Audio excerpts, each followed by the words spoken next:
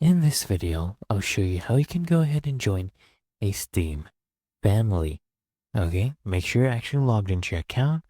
Now come here, hover over the top right on your profile, click on that, click on account details, and on this page, I want you to scroll down, click on the third option that says family management.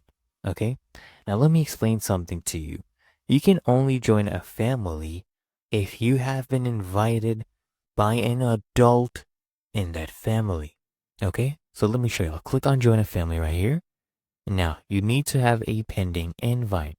Someone who is an adult member that you are friends with on Steam must invite you. Then if you would like to join in, you can come in and click on accept, and it'll give you a confirmation message. Just click on confirm, and then they will send you a confirmation request on your email. Just need to click on that link to join the family.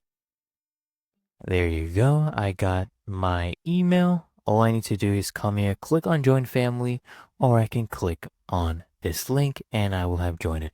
Really that easy and simple.